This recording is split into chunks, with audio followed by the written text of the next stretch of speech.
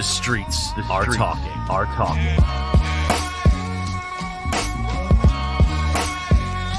You are now listening to The Box Out, Tri-State area basketball talk at its best.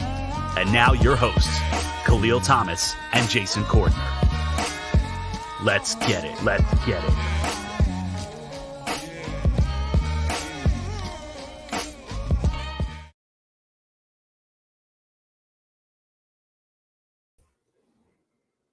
From NJ to BK and the world, this is The Box Out here in Just Hoop Talk YouTube channel.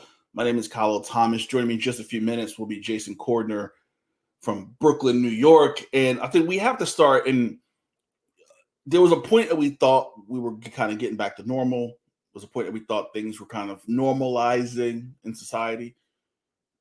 We ain't there now. Positivity rates in New York City doubled in 3 days. All throughout the sports world, not just here in the U.S., Canada, they're facing up there to NHL, the Premier League, and in England, they're postponing, possibly canceling games.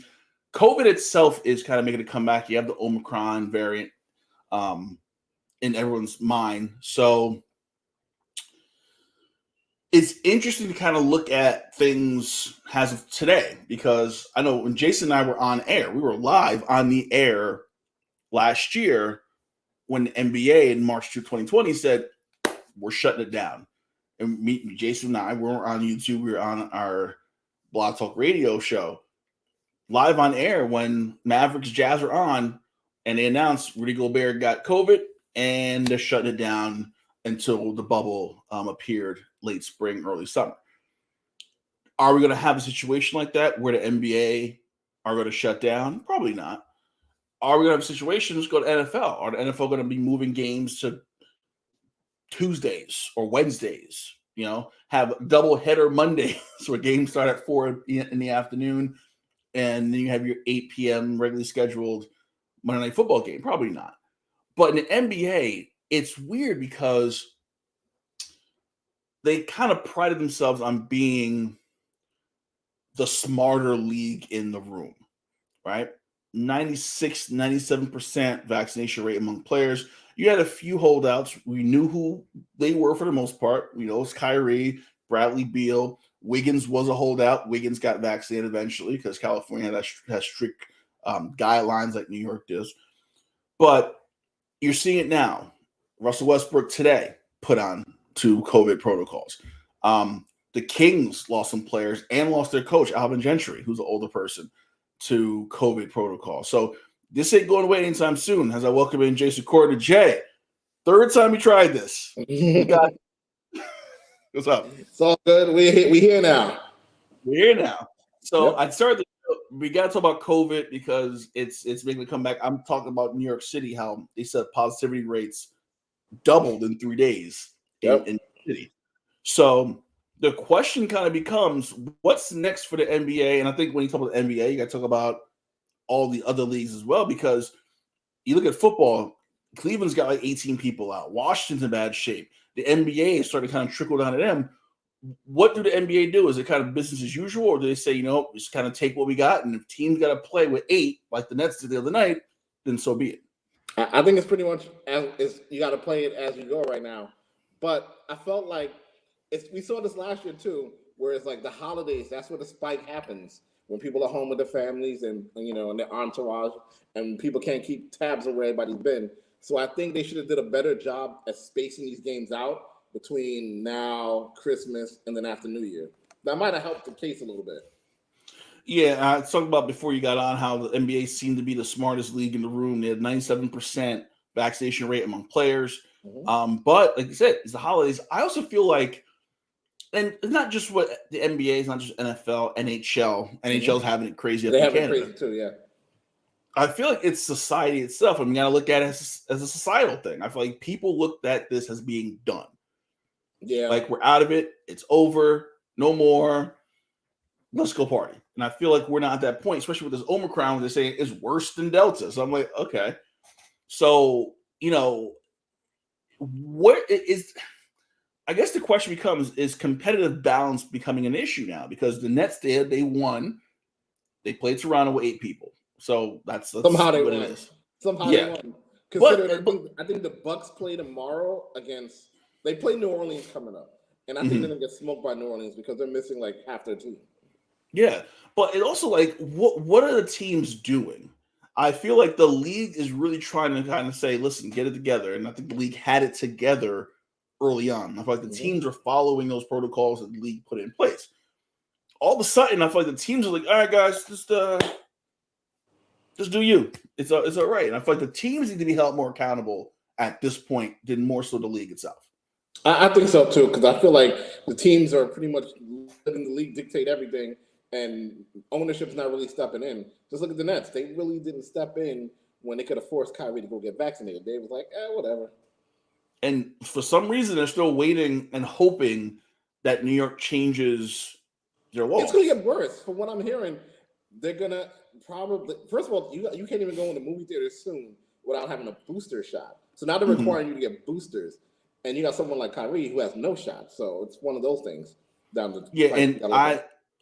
It's funny, and this will be the last thing we talk about the COVID. So I know it's a lot to talk about, and it's craziness right now. But I feel like the players, and we talk about how Kyrie's not disrespecting KD and James Harden and his teammates by not getting vaccinated. And I feel like this malaise has kind of come over his country, and I feel like the selfishness has come out. I feel like to get vaccinated, to get a booster shot, it's not about you, it's about other people.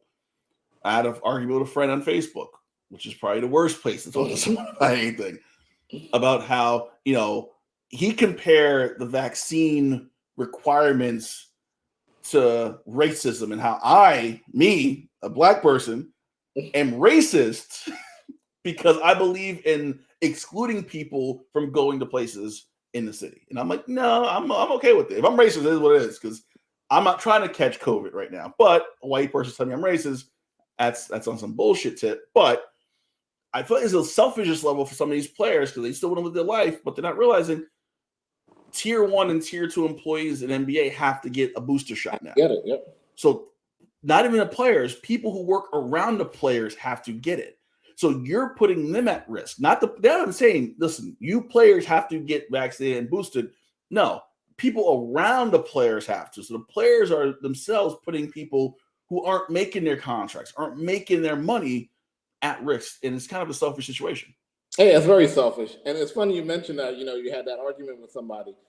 I know a few people that live in the Upper West Side that they couldn't get their shots in the Upper West Side. They had to go to the Bronx. So essentially they're saying we have to go to the low-income communities to get our shots because we're sold out where we're at. So if anybody had a problem with the vaccine, thinking about it's slighted, it's whatever, rich people are coming into the communities getting their shots because that's the only place it's available. I'm of the mind where I waited for white people to get the shot, and then once they didn't die, I was like, all right, it's time. I think that's the way. But once they're coming in our hood to go get the shots, then this might be something we might want to get the shot. It's time to get the shot. All right, so we're gonna move on from that. The big topic tonight I want to talk about for the last week that we tried to do the show were the Pacers, and the Pacers are an interesting case because slow start. There was a very interesting Ben Simmons trade on the table that Philly wanted no part of. Ben Simmons from Malcolm Brogdon, and I think it was the 13th, 14th pick. But now, according to Athletic, the Pacers are looking at possibly a rebuild. And I'm gonna try this. I haven't tried this yet on this system. See if we can share the screen that I'm on. So I want to look at their roster for a hot second. I think the roster is interesting only because. So if you look at who's on this team, you start at the top: Malcolm Brogdon, Sabonis, Miles Turner, Karis LeVert, T.J. Warren, Jeremy Lamb, T.J. McConnell. So if you look at these first 2, 4, 6, 7 players, let's say, there's some value. Okay. Not so much Justin Holiday. Chris Duarte is not going to be a major trade piece. He's going to be kind of a side piece. But, if you look at Indiana, and we talk about Indiana a lot, having these assets that they could move. If they go through a rebuild, how big could this rebuild get because of what they have? They have a playoff team in front of them right now. If they trade some of these pieces off and get younger, How quick could this rebuild go for them? You go pretty quick, and what makes them so attractive? They have assets. Like Sabonis is an all-star. He's an all-star. Miles Turner can be a potential all-star. So those are two cornerstone assets you can move, and you can get a wholesome from any team. And just look at Houston, where Houston had a slow start, and their young assets are starting to play well. The Thunder as well. The Thunder pretty much have a rebuilding. And if you look at the East, especially in the East, you can rebuild properly, quickly. In the West, not so much, but in the East, you can. So I think the Pacers, if they're smart, I would move Sabonis. I'll move Turner. I would even move Brogdon because he has value.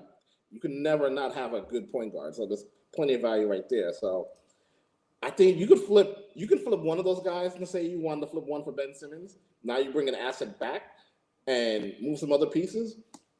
It'll be a nice, quick rebuild in Indiana if they do all that. Yeah, the only issue with Brogdon is that extension he just signed. So I think you look at Brogdon, he's making 21.7 this year, 22.6 the year after, another 22.5 years. He's pretty much locked in. 3 and 4.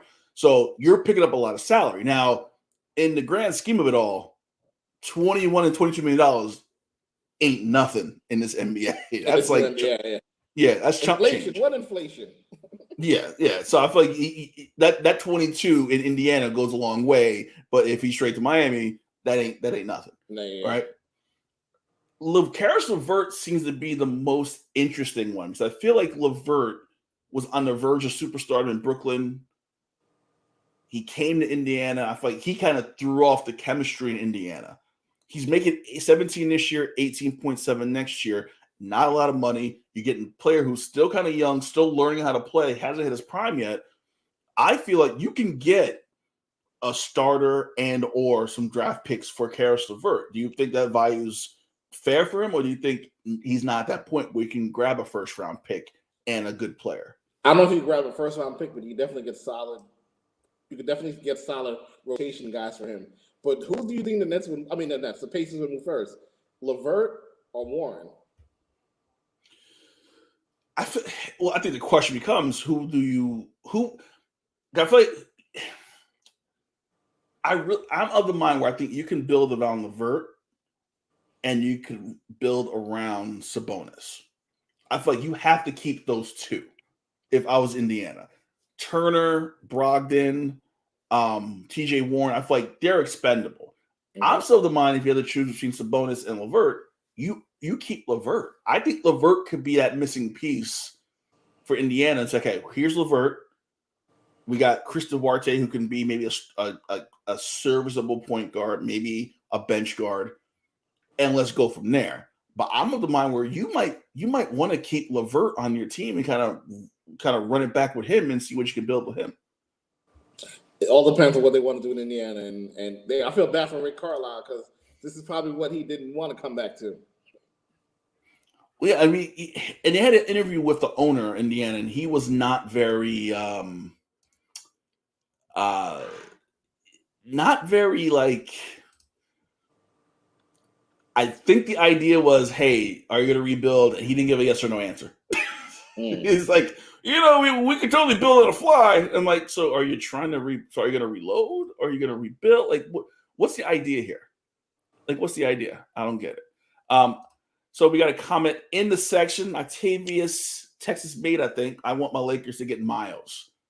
Well, who are you giving up? That's another question right there. Well, because listen, Miles Turner is a big name for the Knicks as well. So we're going to transition to the Knicks because it seems like Tom Thibodeau has not figured out a rotation for this team. I feel like he's tinkering. It's December, and he's still kind of tinkering and moving and tinkering and moving. Now, I was at a bar tonight after work, okay, and I was between two people. One person wanted Miles Turner to stretch the floor. The person next to me said, Miles Turner is trash. I don't want him. So you look at the Knicks, you look at a Miles Turner, a Caris LeVert, a Sabonis, a Brogdon. I feel like a lot of those players we kind of just talked about for Indiana could work for the Knicks, and they fill a lot of those needs that the Knicks are kind of lacking right now. What do you think about a Knick trade with Indiana? And what they would have to give up to get him or get them. Well, first thing is the Knicks and Indiana ever made a trade.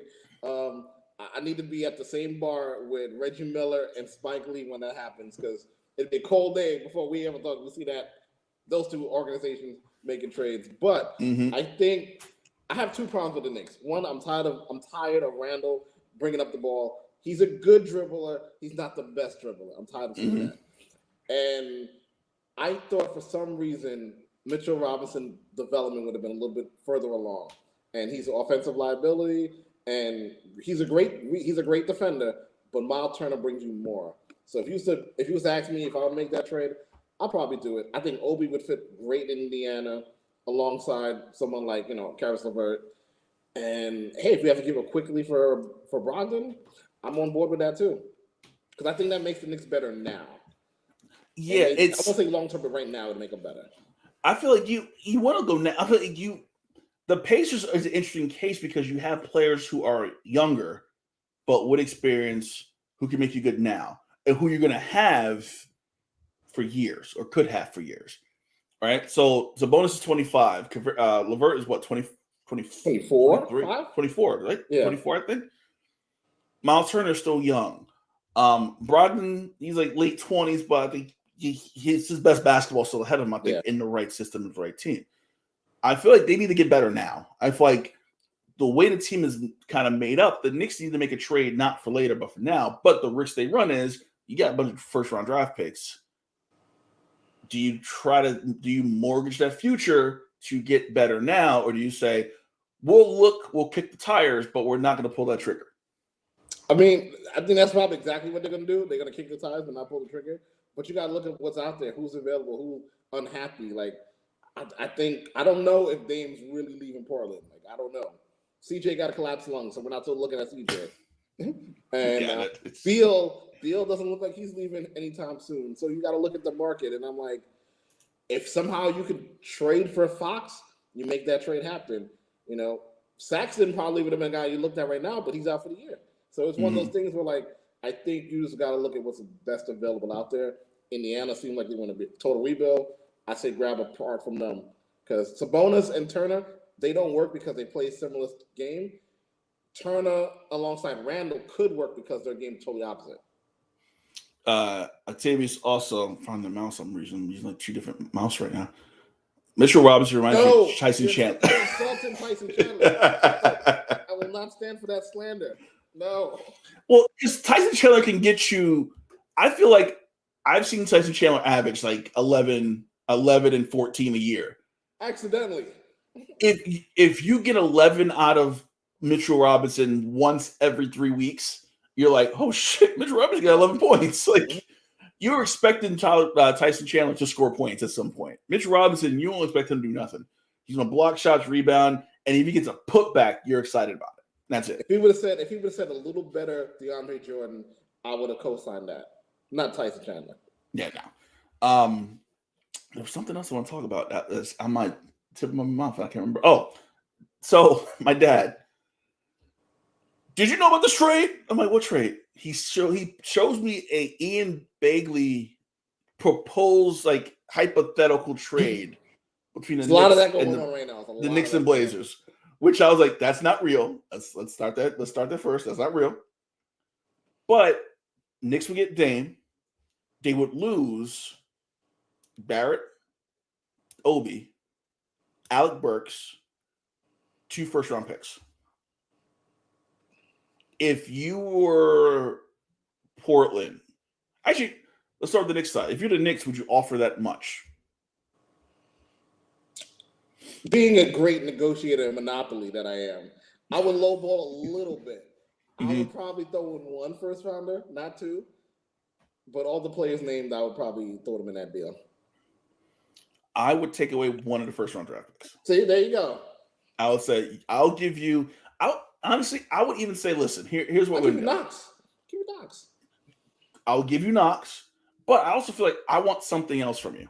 Well, they're going to give him another, Yeah, I feel like and I don't want like a throwaway contract that is like garbage. I want like another player that's going to contribute for my team, not just a body. Knox is a body. I understand that. But if we give you RJ, we give you Obi, we give you Alec Burks, and we give you a first round draft pick, you're gonna take Kevin Knox and you're gonna give us something else on top of that. I think that's gave you a whole new front court. We gave you a whole new front court right there. Yeah, and I feel like it's funny when you're in a bar because you have these conversations, and I was under the impression that Reggie Bullock was this piece that we really should have right now. Good 3-and-D guy, a guy that kind of brought a little bit of leadership. Him and Burks playing together was really good. Mm-hmm. Guy who thought that Miles Turner was trash hates Reggie Bullock as well. So I'm thinking like all Knicks fans are like yearning for those days of having Reggie Bullock, and apparently Knicks fans hate Reggie Bullock, which I didn't even realize that. It's a new world right now. I love bars for that reason. But do they hate him more? Do they hate Fournier right now? Because every Knicks fan I'm talking to right now are so Fournier. Well, here, interesting topic. I'm glad you brought that up. The guy, same guy. I was in the bar for like 20 minutes, and I got a lot of opinion from this one dude. His thoughts are that Fournier is not working with the Knicks because it's the offense that they run. Because they expect him to just be to sit there and be a spot up, stand in the corner and wait, where Fournier likes to move and runs with a lot of motion. The Knicks don't really do that. The couple times that they did do that, especially that first game against Boston, when he was running that kind of that screen play with Julius, it was working. It's working. But they go away from it, and he does a lot of standing around waiting for the ball. So his thought was Fournier doesn't work in his offense because the offense is just stagnant. It's a good point. I'm not buying it, though. Interesting. Still not buying it. Well, listen, you pick up two defective players, right? You pick up Kemba Walker, you pick up Fournier. Fournier can shoot. Kemba can shoot. When healthy, Kemba can do a lot of things. You have to hope he's healthy. But defensively, they bring you down. So you trade. So you trade a defensive piece of Reggie Bullock that is he going to shut Kevin Durant down? No. But does he bring that toughness that you really want that Tibbs' teams have? Mm-hmm. Yes. And you replace him with two defective defensive players on a team that plays a lot of defense. That's what happened. And now Tibbs is pissed because his team sucks at defense, but your front office brought in, and you, because you're part of the decision as well, you brought in players who can't play defense. And you have one player who's not making shots. You got another player who you refuse to play. Mm-hmm. Miles McBride was the backup point guard last night. What? So there's a lot wrong. He didn't look bad, by the way, either. He did. It's just like I feel with Kemba, I feel like you almost have to take what he does and find a role for him. Yeah. Like I know he's not starting. He's not playing good defense. I get it. But you know what? There's a role for Kemba Walker on this team. It's your job to find the role as the coach. But Tibbs is stubborn. Tibbs is one of the most stubborn coaches you will ever meet. So I feel like he's not going to bend at all. He's going to have – I mean, he should have bended a couple games ago. But I feel like you don't think management above might make a call? Like, we haven't heard Dolan's name in a long time. With the Rangers looking real good right now and the Knicks being in disarray, it's a matter of time before we hear Dolan. Or someone's going to ask him with a microphone in. Hey, what you think about Kemba Walker? Yeah, it's a scary thought that he's still kind of lurking and he hasn't said anything in a while. So shout out to Bruce and Octavius in the chat who's arguing about Mitchell Robinson.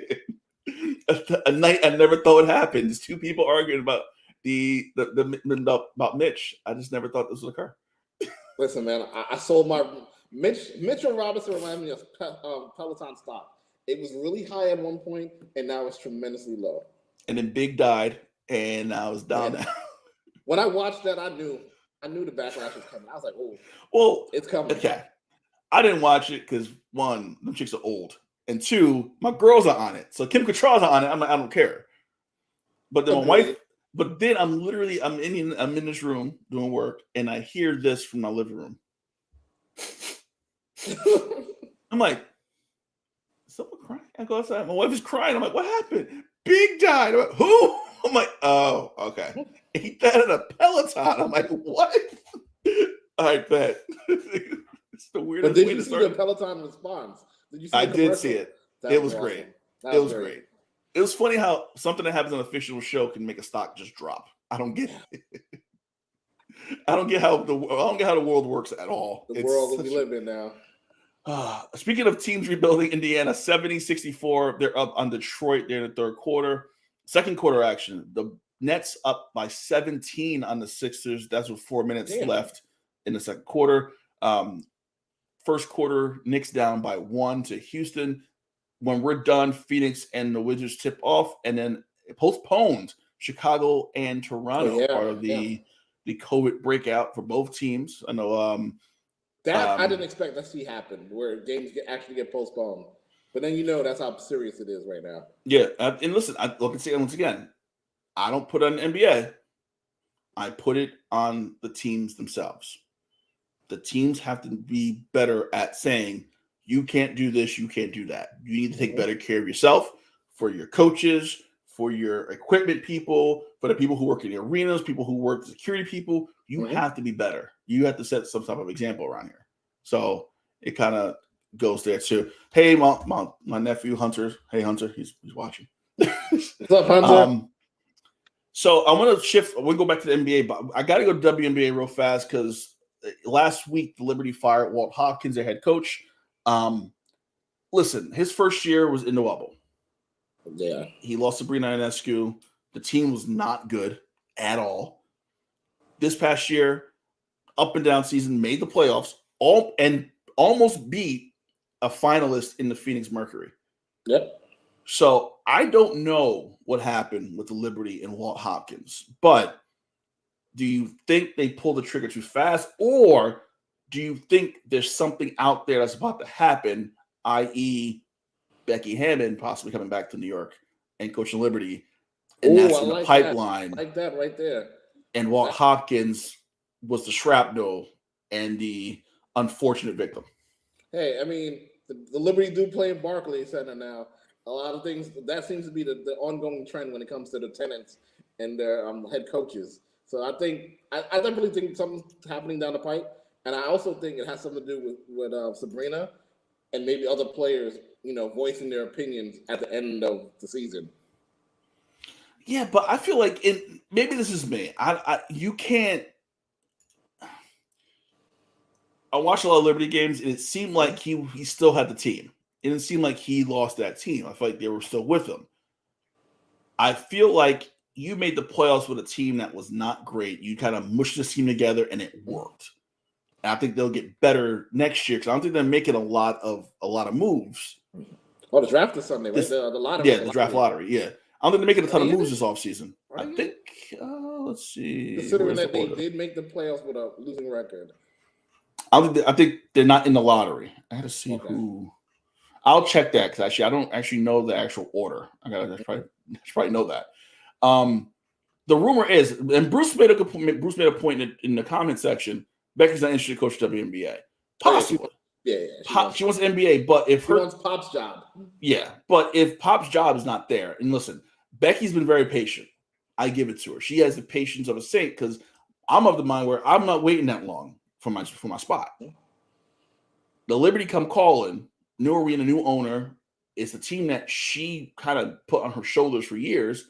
It makes sense. The other option, and this is what kind of crossed my mind too, the coach from Mercury, she didn't agree to a new contract. So she's available now. So I think that might be another move too, that they saw, she's not getting re-signed by Phoenix. She led Phoenix to 2 championships. We can probably pull the trigger and get rid of this guy because, no one knows who this guy is. So I think between Becky and the Mercury, former Mercury head coach, it's a huge possibility. See, the thing about the Spurs situation, it's like, we're talking a lot of TV today. It feels like Succession. And it feels like, it's like, I don't know who Pops is going to leave the team to. Is he going to leave it to Becky or is he going to leave it to Tim Duncan? Because I think Duncan wants to get into coaching too. And the way Pops has been dragging us out, we look at Coach K is going after this year. A lot of the old heads are leaving, but Pop is still hanging around. If he was to leave within 2 years, I think that'd be a great window for Becky. But if he's not leaving anytime soon, and he says that within the organization, maybe Becky should look at the Liberty because that's there's not many attractive jobs in WNBA. That's one. Yeah. Sandy Bondello, that's her name from Mercury. I looked that up. It's like, oh, slipped my name. Bruce agrees. Bruce agrees with this one. Sandy might be interested in the Mercury. Might be interested from the Mercury. Liberty's fresh and young, which is true. They're a really young team. They have a few vets that work really well. And if Bondello goes there, she might bring a vet from Phoenix to help kind of merge it all together. So that's a possibility too. I just feel like they kind of, unless they knew something. They knew something. Firing Walt was kind of a weird move to do when this team's kind of an upswing and you have a young coach with a young team. It just seemed like there's something more going on to that than what we know. Back to the NBA. Zion Williamson to be reevaluated in 4 to 6 weeks after a foot injection. So, 4 to 6 weeks would put us at the end of January. Is he playing this year? I don't think he's playing. Oh, no, he's not playing this year. Not playing this year. I feel like he might be due for another setback, and at some point, New Orleans might need to be investigated. For I don't know what they're doing over there. That medical staff. That boy's big. Like, yeah. What Jared say? He's a biscuit from 300. Like that's where he is right now. He just looks like he doesn't do anything. He does a few calisthenic workouts, and that's it. He looks like he's playing 2K on the couch with everyone else. Nothing wrong with that. However, if you play 2K on the couch, nothing wrong with that. Nothing wrong. But I just feel like you're at a point where the organization needs to step in and be like, listen. That's the problem. It's the organization. We know you don't want to be here. We know you don't want to be here. We get it. We understand that. But if you want to get out of here and you want us to either trade you or you run your contract out, you become a free agent, you need to play. And you need to slim down to play and play your best. Then I'm not asking you to go down to 230. That's not you. You look sickly if you go down to 230. But you need to play. You need to play, so you need to get in shape. It is insane. He literally doing those little walks, those little stretches with the rubber bands on his feet. Dude look like he's about to tip over. He looks like a lineman in the NFL. That's way too big for a basketball player. Yeah, I don't know how it got so out of hand, but it's New Orleans, man. You'll go down there and eat. You're gonna eat good. You'll eat real good. Joe Keating, her dude was pushing 330 or some shit. God damn. I hope not. He's on the Jamarcus Russell diet right now, I think. Yeah, I mean, the signs were there when he blew up that Nike shoe. That's true. That's true. The signs were there. And when he was in Duke, he wasn't eating he wasn't eating lobsters and all that stuff. He wasn't eating at all. He was in college. He was in college, right? Yeah. He wasn't eating at all. Athletes don't eat in college. They can't eat. Ask my man. The UConn guard. What's his name? UConn guard who put that tweet out, an Instagram post about him not eating. It is what it is. It is what they don't eat. So he was good. Bruce makes a good point too. I talked about this with somebody the other day too. How I think so. I think so. Yep. The Pelicans are going to move to Seattle. I think New Orleans is not a market. I think the Bensons are trying to sell the team with the condition that both the Saints and the Pelicans stay in New Orleans. That's not a good market for basketball. For LSU basketball, yes, not NBA basketball. Listen, when it comes to New Orleans, it's Saints and LSU a very close second, and that's it. Nothing else matters. Yeah, I think that's good. And I think the NBA doesn't want to really, add another team. I think they'd rather relocate a team than have a new team added. And so? listen, I feel, well, you're probably right, but I feel like it's time to expand a little bit. I think Vegas is a hot market right now. Well, I think Seattle and Vegas would be the next two. I think Seattle's got to be first. Seattle's got to be the first shoe to drop. Vegas comes later. But I definitely feel like the Pelicans are gone. Whoever buys that team is going to look at that weird stadium with those weird seats. Mm-hmm.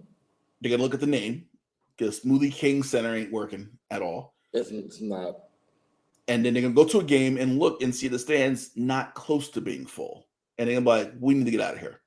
I told you that one time I went to a Pelicans game is when Carmelo dropped 40 on Anthony Davis, and I was literally at front row for $60. $60. That's nosebleeds at the Garden. Matter of fact, that's not even nosebleeds. That's across the street at one of the bars. And that's New Orleans. We're not talking like OKC. That's New Orleans. That's like a legit spot. Mm-hmm. So I want to shift gears to another Western Conference team as well, the Lakers. They're playing better. I'll give them that. Still not playing the way they should be playing. Last week on Inside the NBA, Charles Barkley had something to say about the Lakers and who to blame for this Lakers season. And he didn't blame LeBron. He didn't blame Russ.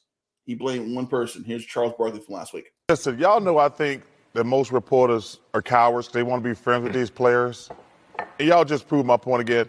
For the first month of the season, y'all blame everything on Russell Westbrook for the Lakers putting all them old-ass geezers together. And y'all blame Westbrook. Now I hear y'all going to fire Frank Vogel. Listen, Russ is learning. Frank Vogel is a terrific coach. Putting all them old-ass geezers together and just trying to blame other people, it ain't right and it ain't cool. Listen, Anthony Davis, you got to play better. I said on this first night, if the Lakers were going to be any good, it was all going to be on you. Has nothing to do with Russell, had nothing to do with LeBron and the rest of them old-ass geezers they put together out there. But now y'all uncrossed the line because I really like Frank Vogel. And listen, it ain't his fault, but listen, it's in my opinion, I blame Anthony Davis. Anthony Davis, you know I like you as a person, but you ain't doing what you're supposed to do. You're 27 years old. You're supposed to be in your prime. You're supposed to be one of the 5 best players in the world, up there with Giannis, Kevin Durant, and those guys. And you ain't holding up your end of the bargain. So now I hear y'all going to fire the coach. That's total BS, man. Now I feel better. So he made the point. Now, give it to Anthony Davis. He's balling out. Now, Anthony Davis, I'm just looking at 23 points a game, 10 rebounds a game, 3 assists a game. He's not having a bad season. However, he makes a point. I feel like a lot of those points come when they don't need the points.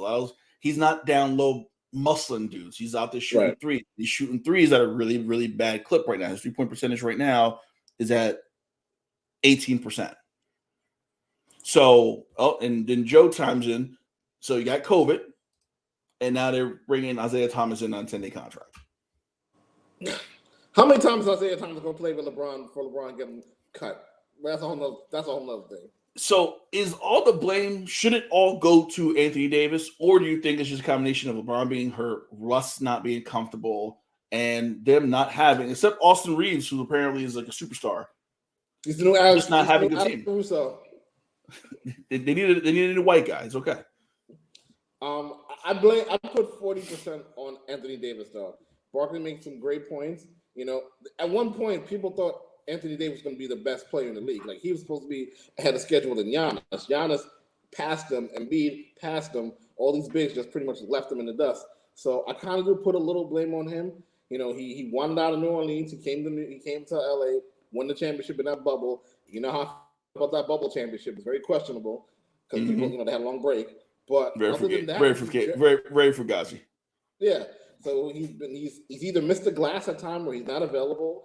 He's very fragile, or he looks like he's on that Zion diet as well. He put on a little, you know, he looks a little big, looks a little chunky, and he needs to step up a little bit. I figured that was the whole purpose of LeBron getting him, where it's like LeBron's going to pass him the torch, and he's going to be the guy the Lakers develop around.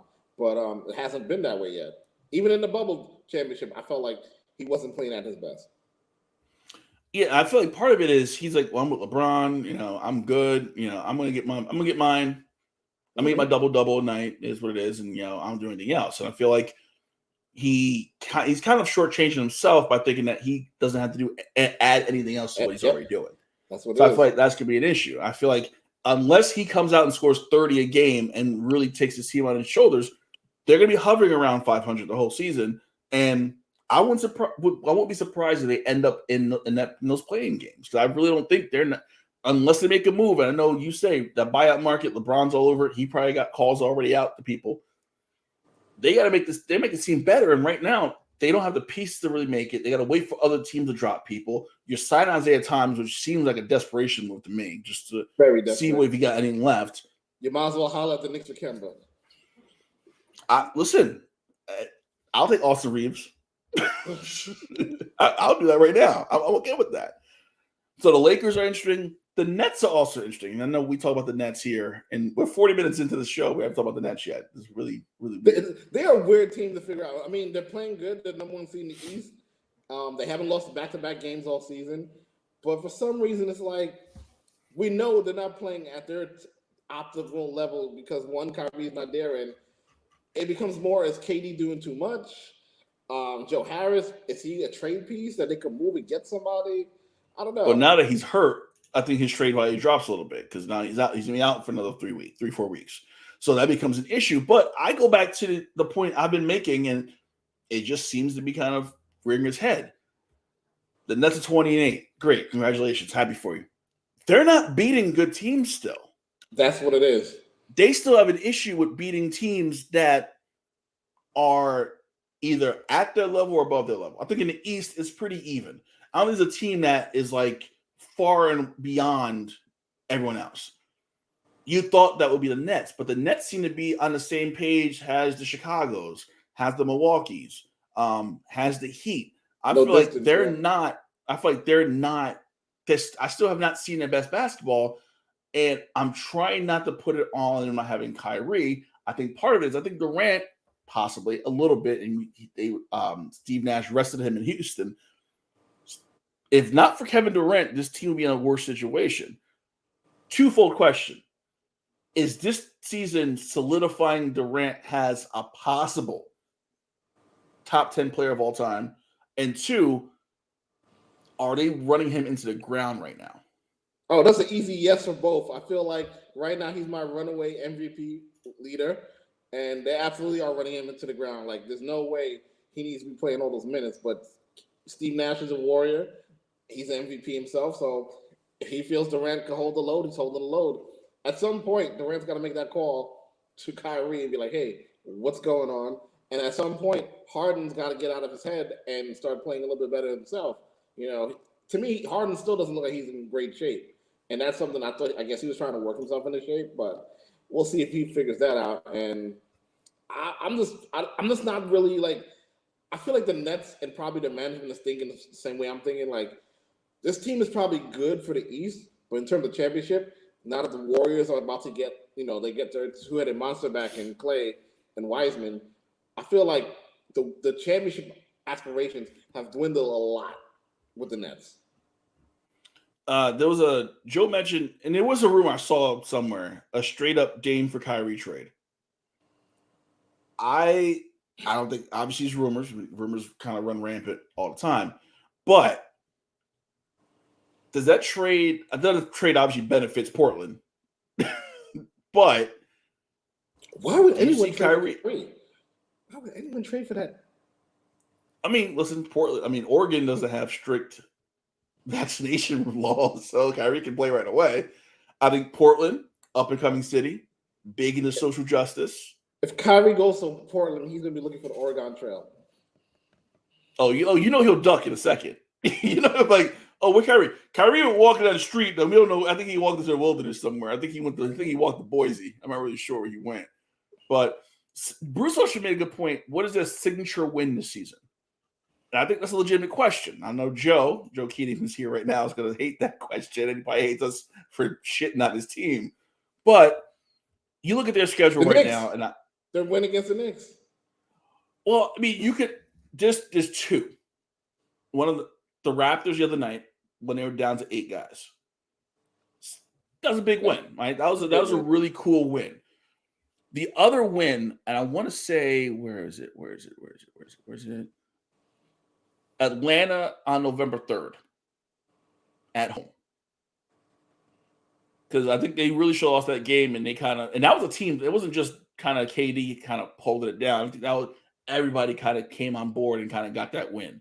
So I think that Atlanta win, and I think the Toronto win helps. But two teams that are in play-in contention in the East right now. Yeah, I think that's it. They need to beat in Chicago. They need to beat a Milwaukee. They need to blow out Miami. They need to go and make a statement. They haven't had that statement win yet. They haven't had that win that was like, that's the team. That's who's going to win a championship. Until they do that, these conversations, not just with us, but everywhere, is going to keep happening. Yeah. I was waiting for it. I love Joe. Schedule the schedule. You play this in front of you. I was waiting for something like that from him. Don't let the Nets lay a stink bomb on Christmas Day, because everybody's watching that game. But I will shout out to Patty Mills, who he's been great. Yeah, I think we've always knew who Patty Mills was playing with San Antonio. But listen, without Patty Mills, they don't win a lot of these games. Has Patty Mills been the best signing for both New York teams this offseason? Yes, by far. Because I think the idea was for him not to start. I think he was going to come off the bench. He got forced into starting. Yeah, because I think it was probably Harden and Joe Harris starting at guard. Harris is out. Harden moves around a little bit. I think Patty Mills come off the bench. His shooting has been lights out. I didn't know he could shoot this well. Always he was good. I didn't know he was this lethal. But it's crazy without him. David Duke, which is the worst name imaginable for a black person. He's getting a lot of playing time over Bruce Brown, which is weird. I feel like Bruce Brown's in Nash's doghouse for some odd reason. So I haven't figured that out yet. Blake Griffin back in rotation by necessity only, because he was out, he's back in. So I mean, it's gonna be interesting to kind of see how this plays out. But like I said, they need that win. They don't got it. They need something. And I'm not really high on this buyout market this year either. No, I think a lot of teams aren't going to sit there and just pay guys now. I think they're like, no, we're not doing that again. Either look at John Wall. John Wall wants to come back, and Houston's like, no, we're good. He might be the guy people look for in the buyout market, but he's not getting bought out.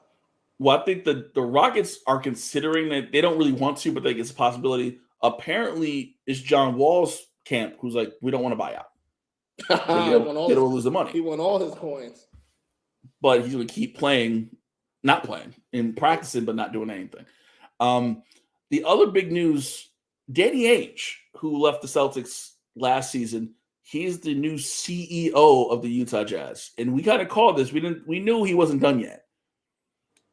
Utah's an interesting team because I feel like Utah they're always good, but they're never great.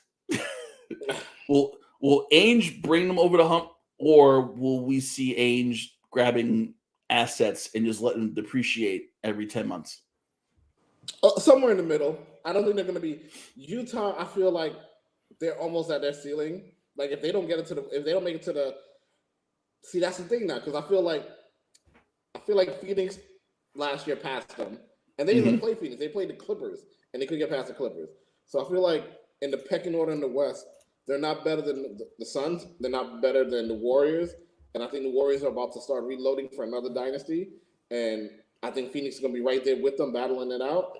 So now, are you that second tier in the West? Are you going to get people? Are you a free agent destination? Nope. So you're not going to be better than the Lakers or the Clippers. So I feel like they're stuck in the mud. They're a great team, but they're just stuck in the mud. Like they're a 50-win team that you can pencil them into the second round, but they will not make the conference finals. And you pay both Gobert and you pay Spider Mitchell. Yeah, I assumed you would pay one or the other and try to build around them. You pay both of them. I think it's forgotten. Utah's a small market team. I know it seems like Utah together. Well, it's new ownership now. It's new ownership. Yeah. They look like they want to spend. Mm-hmm. They want to spend, but I feel like you kind of put all your eggs in that basket of Mitchell and Gobert when you really should have said, okay, we'll sign Mitchell, let Gobert go, and we'll figure it out from that point forward. I really feel like Gobert was replaceable. I know he's perennial defensive player of the year, great guy inside. He's a better Mitchell Robinson. Yeah. Back to that. Back to Mitchell. Mitchell's getting a lot of play tonight. But I think they kind of like shot the bed when they signed Gobert to that big contract. I think that's gonna be the problem now, trying to get out of it. But I don't trust Danny Ainge at all, based on how he ended Boston. With that Brooklyn trade was the highlight of his life by far. And look how the Nets have surpassed that. And Boston, no one talks about Boston. No one talks about Boston anymore. No one. They got Jason Tatum. They got Jayden Brown. No one talks about him. They're like, okay. Enes Kanter, I think, is getting the most play from Boston right now, and it's not about basketball. He just called out LeBron every other day. Freedom. Don't forget freedom. He had a freedom to his last name. His mama named Enes Kanter. I'm gonna call Enes Kanter. That's what I'm calling. I'm calling him Freedom. Ridiculous. I want to go to college, and there's two big stories. The one, it kind of goes to college football, and then it goes to college basketball. Deion Sanders, coach of Jackson State, picked up the second-ranked recruit in the nation. He forgot about Florida State, so I'm going Jackson State. Saturday, I'm covering the Legacy Classic here in New Jersey at Prudential. 4 HBCUs playing at Prudential. Games should be on TNT. Michael B. Jordan's putting it on. Major sponsorship. Things like the Legacy Classic here in Jersey. Things like Deion getting good recruits that come to Jackson State. I know Howard got Maker a couple years ago, who was like the number 1 recruit in the nation. Is the tide finally starting to turn for HBCUs in this country where people start to look at them as, you know what? We need to take them seriously and maybe not so much look at those big schools, but look at these schools that look more like us. Absolutely. And it's just a push that it's a nationwide push from all these sponsors and all these celebrities making, HBCU seem so cool. Stephen A's, they get involved, and you see more and more student athletes are looking like, hey, wait a minute, we might as well go to our own, build them up, especially now where eventually some of these athletes can make their own money now. So I think now is a good time to start investing in HBCUs.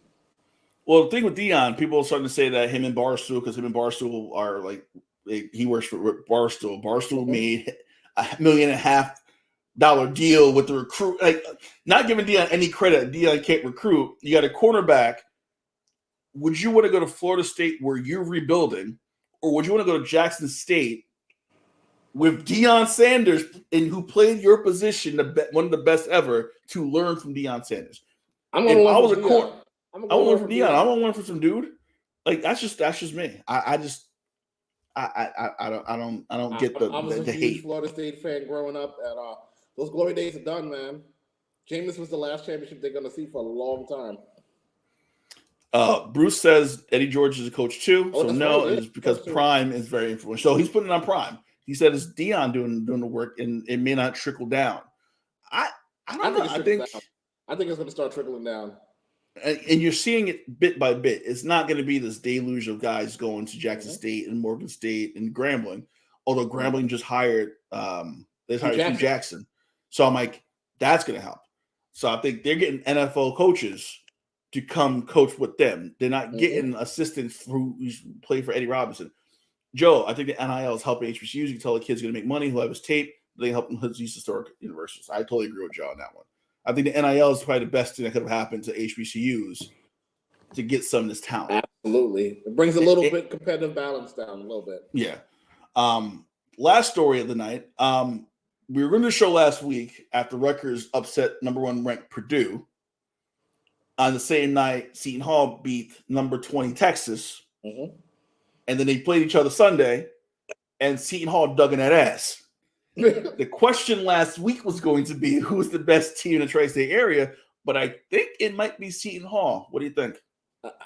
And remember I texted you from game 1. I was like, I don't know about this team. I don't know. You're like, this is going to be rough.